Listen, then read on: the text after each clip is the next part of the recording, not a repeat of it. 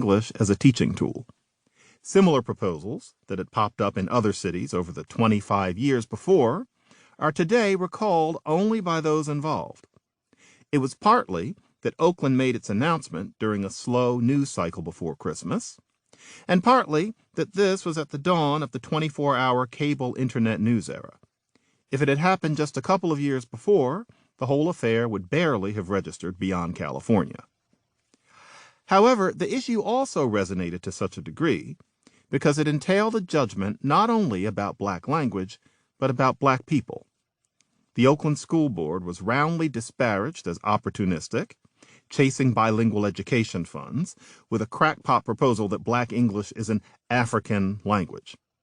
Jokes about Ebonics in the wake of the fracas circulate online to this day. Ebonics dictionary entry, penis. I went to the doctor and he handed me a cup and said penis, pee in this. Many wondered why black people were supposed to be exempt from leaving the speech of the ghetto behind, the way other immigrant groups have done, and saw the whole Oakland proposal as a kind of unreasoning identity politics.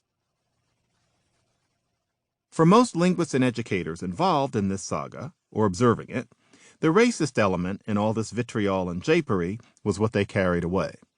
The assumption was, therefore, that the academic's responsibility in commentary on the issue was to focus on calling attention to the role of racism in how people feel about black English. That assumption was considered so unassailable that I actually found myself deemed un-PC on the issue by other linguists and educators specializing in black English for arguing that the reason black kids have trouble in school is not black English, but the quality of the schools themselves, as well as the problems that life in disadvantaged communities can saddle students with. Yes, indeed, that was considered a disloyal position for a linguist to take. There was, in fact, something beyond societal inequality that motivated my position, however. Racism is hardly the only thing standing between how linguists see black English and how the public sees it. What most struck me in 1996, and what I carried away from the whole business, was that America, black as well as white, had no idea that there was even a black English worthy of discussion. Linguists talked of grammar. The public talked of slang and mistakes. This never changed. But crucially, even acknowledging racism as an element in the debate, no one could deny that if the dust-up had been about teaching white redneck in the schools in Mississippi, there would have been very similar anger and ridicule. Racially or not, linguists and the general public see speech very differently.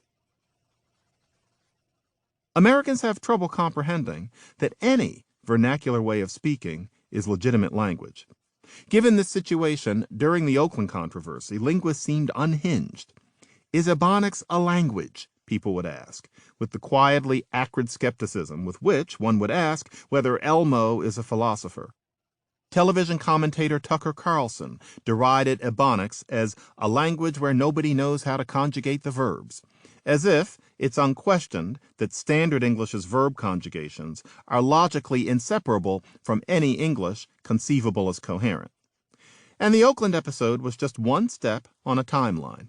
It's now been almost 50 years since linguistic experts began studying black English as a legitimate speech variety, arguing that black Americans' colloquial English is not a degradation of English, but one of many variations upon English.